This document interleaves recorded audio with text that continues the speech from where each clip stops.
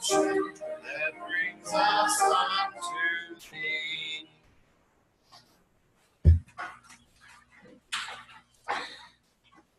So this morning we're blessed to have Adam Winfrey speak to us on the subject of halo, as you see right behind me, and he's asked us to read, to be a parallel with his talk, from Joshua chapter 5, verses 13 to 15.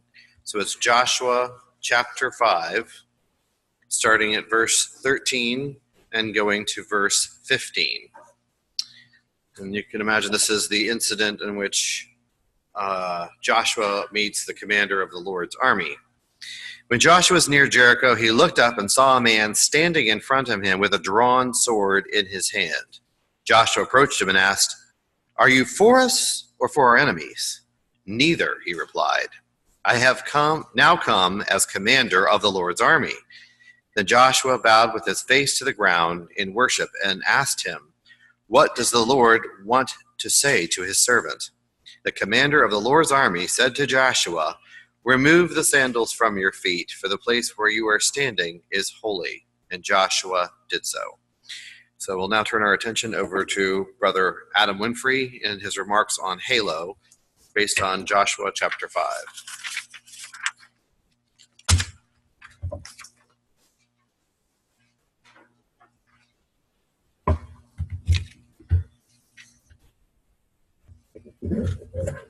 Oh, wow. Just leave that there. Thanks, Joe. Good morning, everybody.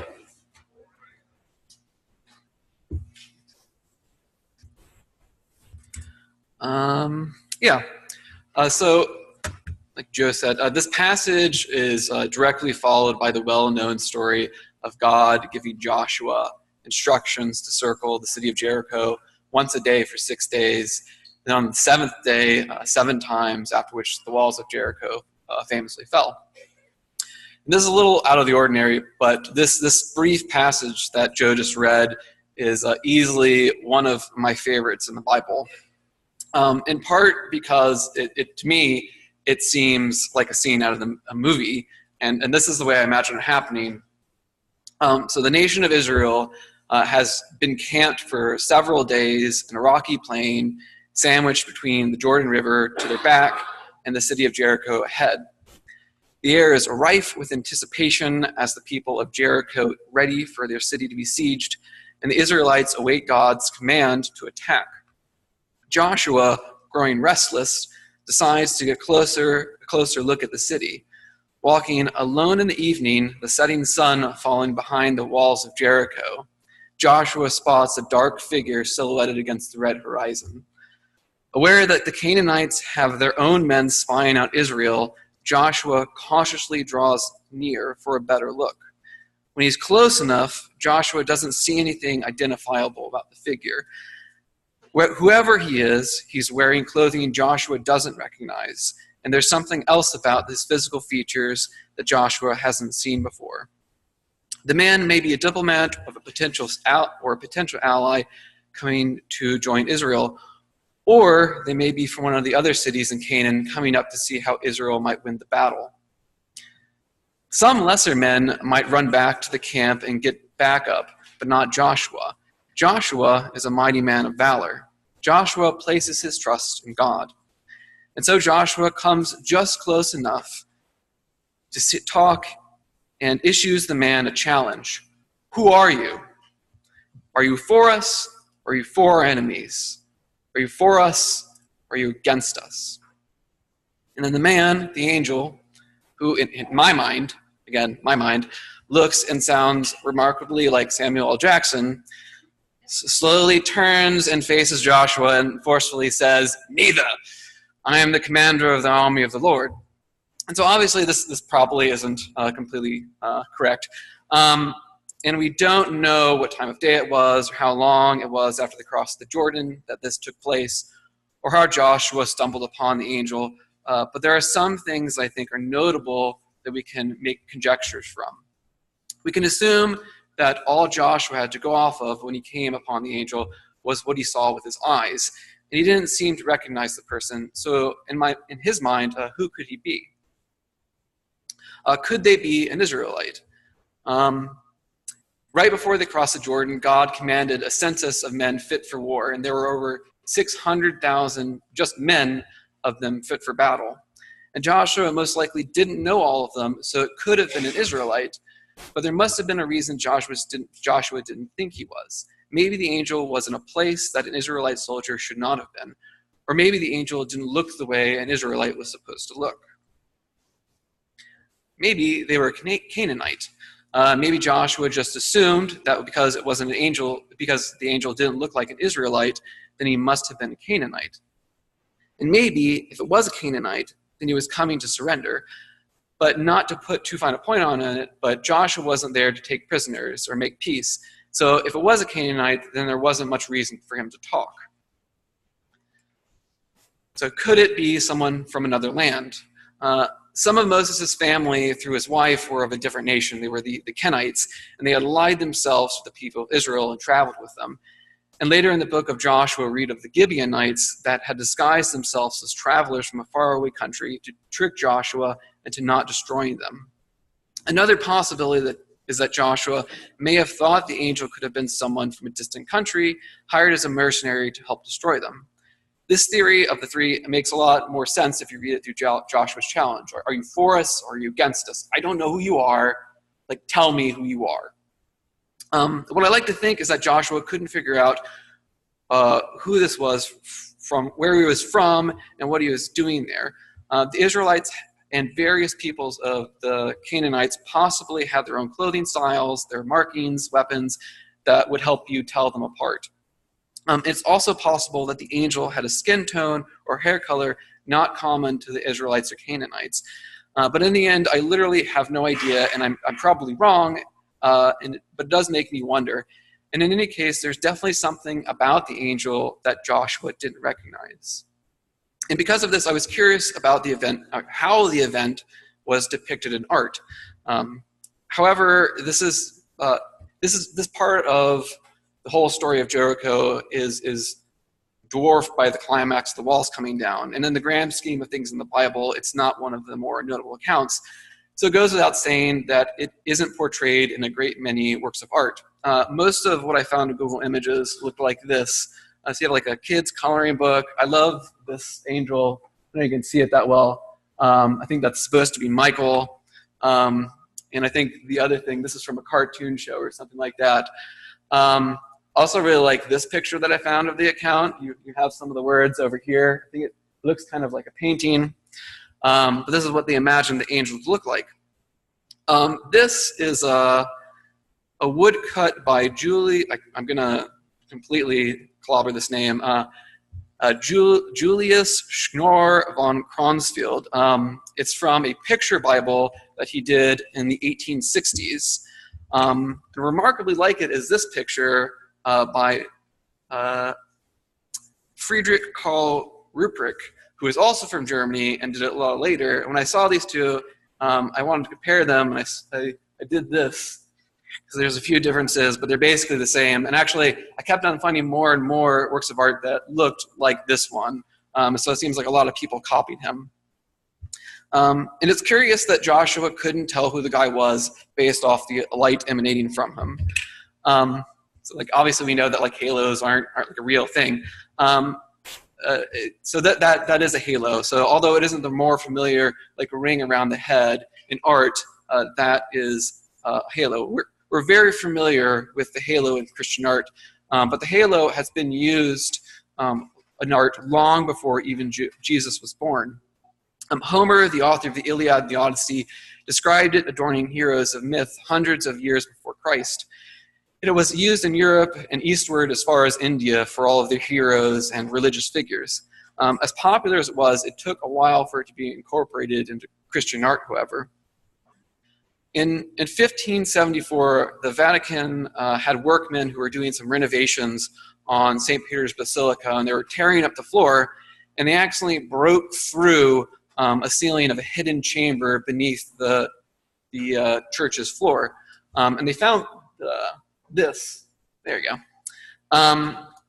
So we now know this to be the tomb of Julii, or Mausoleum M.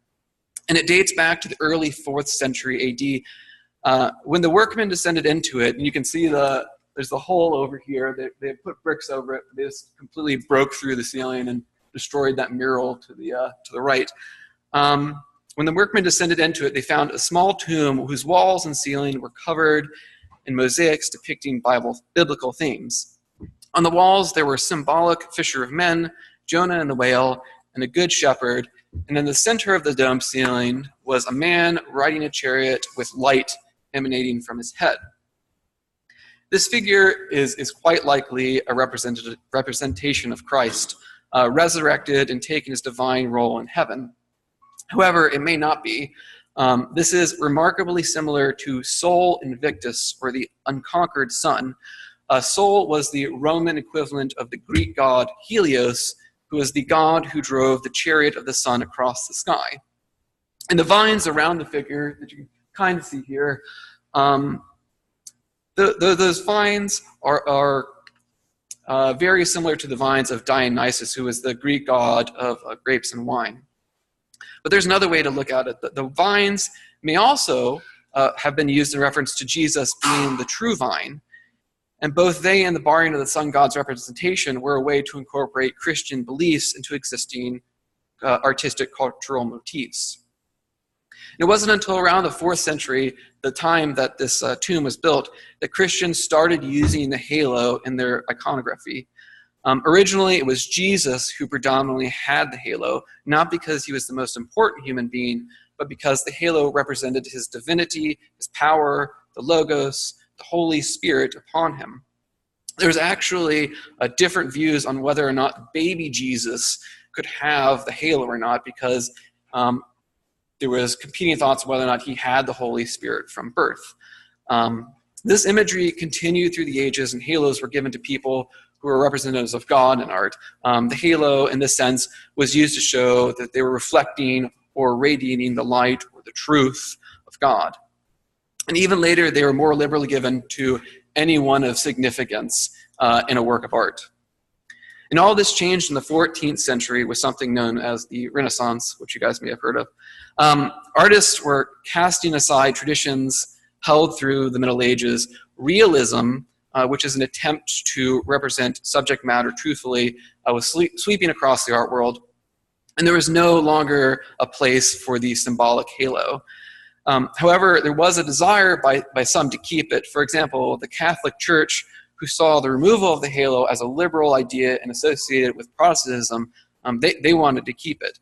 But eventually they let go of it. You can see that in the Sistine Chapel, which is in the Vatican, that Michelangelo painted. None of the figures, not even God, have a halo.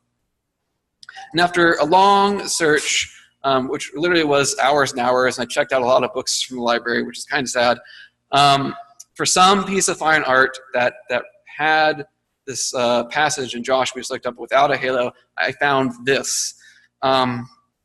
It probably still isn't 100% accurate, but what I appreciate about this is that the artist realized that there is nothing about the angel that was characteristically angelic. There were no wings, he's not particularly good looking, and of course there isn't a halo. The circle that's kind of floating above, I don't know if you can see it, that the cherub is holding, is actually a snake biting its tail. This is by the Dutch artist Ferdinand Bol. And I'm not much of an art historian, so I've never heard of him. Maybe if Martha was here, she would know. But his teacher was Rembrandt. And some of Bol's paintings have been falsely attributed to Rembrandt. He painted this in the 1660s during the Baroque period. And it's a set of 5 paintings commissioned by a rich patron. And one of the other 5 was this. This is Abraham entertaining the 3 angels, and it's from the passage in Genesis 18 where 3 angels visit Abraham and announce the birth of his promised son Isaac. So as you can see, Bol wasn't beyond or above the angels with wings motif. So most descriptions of angels in the Bible obviously don't include wings. Cherubim and seraphim are described as having wings, but they're the only ones. The halo doesn't really have any biblical support either. At least not the ring over the head kind. However, Moses' face glowed after he talked to God. And Jesus is described, possibly metaphorically in Revelation, as having a shining face. And in the three of the Gospels, Matthew, Mark, and Luke, Jesus' face shone during the transfiguration when he talked with Elijah and Moses. And this shining was a result of them being in God's glory. And that was part of the idea behind showing angels and other important figures with halos or emanating light. They were emanating God's glory, his power, or his presence. But importantly, it gave you a visual cue as to who was who in a work of art. If you compare Bohl's two portrayals of angels, these two, it's obvious that the three men with wings are angels, but in context, you don't know the captain of God's army is indeed an angel. A halo and a pair of wings is sort of the angel's uniform. When you see it, you immediately recognize it. And when people see angels in the Bible, albeit without wings and a halo, oftentimes the angels are there either to help or to offer instruction or to proclaim good news. And we, as Christians, we have similar uniforms in a sense. I'm wearing one, a dress and a shirt and slacks, maybe a tie and jacket for men, a dress or pants and a nice shirt for women. 5 days a week, you see someone wearing that, then you probably assume that they have a white-collar job and they're either going to or coming from work. But on Sundays, this is how you recognize a Christian. Not everyone in the ecclesia dresses like this, not much less all Christians in North America or even the world. I don't mean to say that you're not a Christian if you don't dress like this. However, it's just me, but if I see someone dressed like this on a Sunday, I assume that church was in their schedule for that day. So knowing this and being aware that I look Christian on a Sunday really disturbs me. And what I mean by this is I am very conscious the moment I leave home in the morning that I am looking the part of the Christian, so I better act the part of a Christian. I'm not really good at it, but I want to be. And if I go out to lunch or after meeting, I don't want to be the cheap jerk who leaves a bad tip. If I see a person begging on the street, I don't want to be the disciple of Christ that snubs them. I don't want to cut anyone off while driving. I don't want to be rude. I don't want to litter. I don't want anything bad. And sometimes I don't want to dress up on Sundays because I don't want the pressure of being Christ's representative. I don't really want to have to be nice. I don't want to feel like I need to help anyone. But we're supposed to. And not just on Sundays when we look the part, but many times Jesus is recorded commanding us to shine God's light and warning us of the repercussions if we don't. So I'm going to read a few passages from the Bible. They're all Matthew. This is Matthew chapter 5, verses 14 through 16. You are the light of the world. A town built on a hill cannot be hidden. Neither do people light a lamp and put it under a bowl. Instead, they put it on a stand, and it gives light to everyone in the house. In the same way, let your light shine before others, that they may see your good deeds and glorify your Father in heaven. In Matthew 22, 1-14, Jesus spoke to them again in parables, saying, the kingdom of heaven is like a king who prepared a wedding banquet for his son. He sent his servants to those who had been invited to the banquet to tell them to come, but they refused to come. Then he sent some more servants and said, tell those who have been invited that I prepared my dinner. My oxen and my fattened cattle have been butchered, and everything is ready. Come to the wedding banquet. But they paid no attention and went off, one to his field, another to his business. The rest seized his servants, mistreated them, and killed them. And the king was enraged, and he sent his army and destroyed those murderers and burned their city. Then he said to his servants, the wedding banquet is ready, but those I invited do not deserve to come. So go out to the street corners and invite the banquet, anyone you find. And the servants went out into the streets and gathered all the people that they could find, the bad as well as the good. And the wedding hall was filled with guests. But when the king came to see the guest, he noticed a man there who was not wearing the wedding clothes. And he said, how did you get in here without wedding clothes, friend?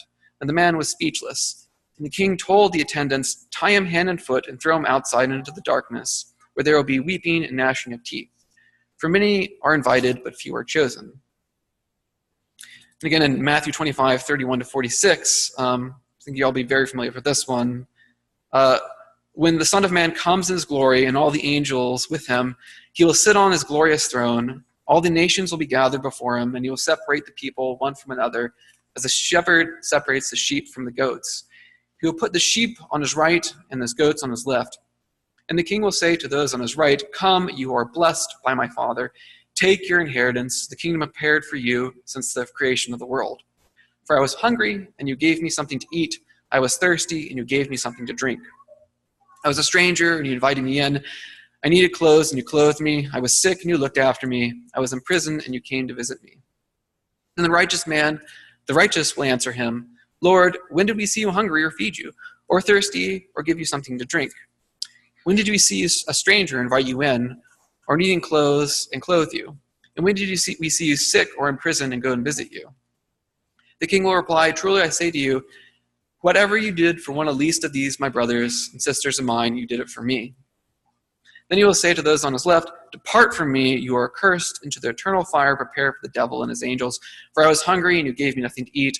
I was thirsty, and you gave me nothing to drink. I was a stranger, and you did not invite me in. I needed clothes, and you did not clothe me. I was sick and in prison, and you did not look after me." They also will answer, "Lord, when did we see you hungry or thirsty or a stranger or needing clothes or sick or in prison and did not help you?" And he will reply, "Truly, I tell you, whatever you did not do to one of the least of these, you did not do it to me." Then they will go to eternal punishment, but the righteous to eternal life. And in 2013, this sculpture, Homeless Jesus, it's titled, appeared outside St. Albans. I think he's here today. I feel like Brother Phil had this in one of his talks before. But it appeared outside St. Albans Episcopal Church in Davidson, North Carolina. It isn't like any of the typical representations of Jesus where he's seated on a throne in a manger or on the cross.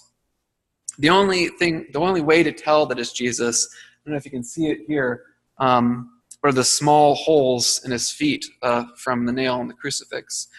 Obviously, some people didn't like it. Some mistook it for an actual homeless person and called the police. But some people didn't like it because it didn't show Jesus in a glorified position. However, that was the intent of the artist. It was to show Jesus in the state he was during his ministry.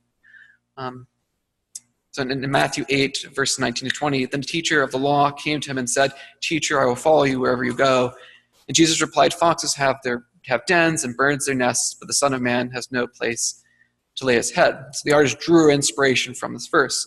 And it's intended to call into mind those who need help and who have been described and has been described as a visual translation of the passage we just read in Matthew 25, the sheep and the goats. "As you did it to one of the least of my brothers, you did it to me." So when the three angels visited Abraham, there's nothing in the account. You can make a stipulation, but there's nothing in the account that says that he was aware that they were angels, just that they were strangers traveling through the land. And Abraham, good guy that he was, humbly welcomed them. He gave them a place to relax, and he made them a very expensive, tasty meal. And this made me think a lot of the passage in Hebrews 13:2, "Do not forget to show hospitality to strangers, for by so doing, some people have shown hospitality to angels without knowing it." And after they announce the birth of Abraham's son Isaac, two of the angels go down to the city of Sodom to see the people there, and if they're behaving correctly. And the people of Sodom, who didn't seem to recognize the two as angels, tried to abuse them and thus sealed their judgment. So, moving on.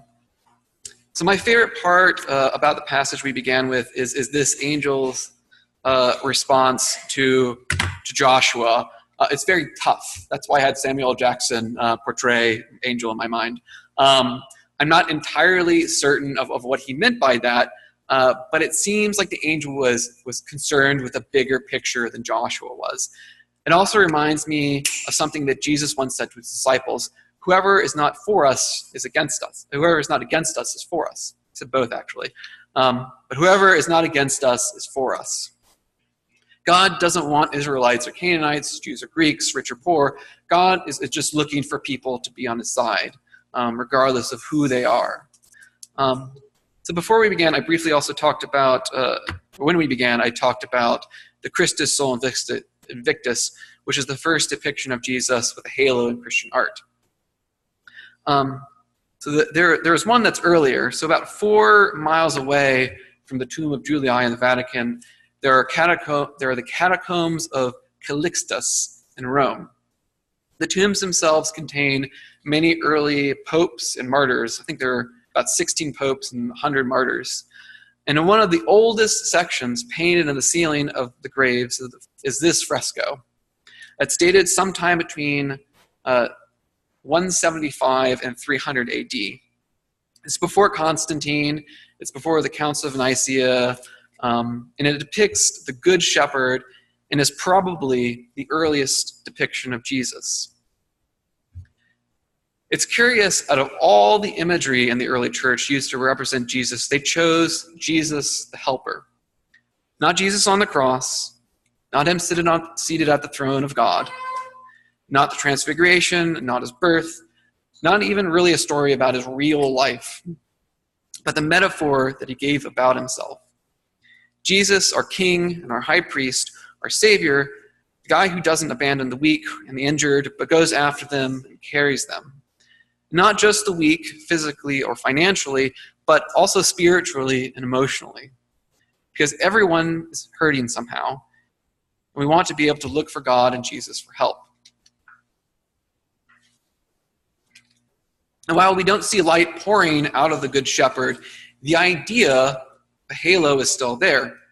Remember, the halo is just the character of God. It's just the character reflecting God's glory, his power, and his love. And in a sense, that's what the Good Shepherd is doing. And this is our aspiration, is to be like the Good Shepherd, to be someone to turn to. But in reality, and sometimes behind closed doors, we're this. We are the homeless Jesus. These two images are very different, but their messages complement one another and tell us about our relationship with Jesus. We're often the weak that need someone to help, but we're also the ones that need to help those who are weak. And sometimes when I don't really want to be, really want to be the one who puts on a Sunday best and act Christian by helping the weak. When I'm feeling that way, it's usually because I'm feeling weak myself. And I don't want to help because, first, I want to be helped. Because I don't want things to be harder for me than they already are by taking on someone else's problems. But we know what we ought to do, and we ought to do that. And we need to take heart that God and Jesus will send us help when they know we need it. So to close, one of my favorite stories about Jesus and how he handles them is, I'm going to tell you or read part of the story, one of my favorite stories about Jesus, and it's how he handles the news of John the Baptist's death. It's very applicable to this. Jesus really needed to take some time for himself after John the Baptist's death. It really affected him a lot. But he couldn't, because of where he was at the moment, because there were so many people around him that were asking for help. And there were so many that not only he, but also his disciples, they didn't even get a chance to eat. So they got into a boat, and they sailed to a spot where no one was. And the crowd followed them there. And when Jesus arrived, it says in Mark that he had compassion on them because they were like sheep without a shepherd. And in Luke, it says that he helped the sick and taught them about the kingdom of God. And at the end of the long day, he commanded his disciples, who had gone there to catch a break themselves and to have dinner, to feed the people. This is Matthew 14, verses 15 to 21. Now when it was evening, the disciples came to him and said, "This is a desolate place, and the day is now over. Send the crowds away to go into the villages and buy food for themselves." But Jesus said, "They need not go away. You give them something to eat." They said to him, "We only have 5 loaves here and 2 fish." And he said, "Bring them here to me." And he ordered the crowds to sit down on the grass, and taking the 5 loaves and the 2 fish, he looked up to heaven and said a blessing. And he broke the loaves and gave them to the disciples, and the disciples gave them to the crowds. And they ate and were satisfied. They took up the 12 baskets full of the broken pieces left over. And those who ate were about 5,000, besides women and children.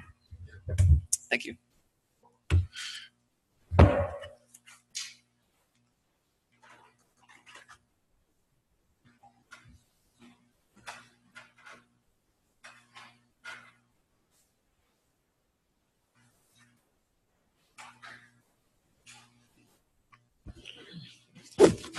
Thank you, Adam.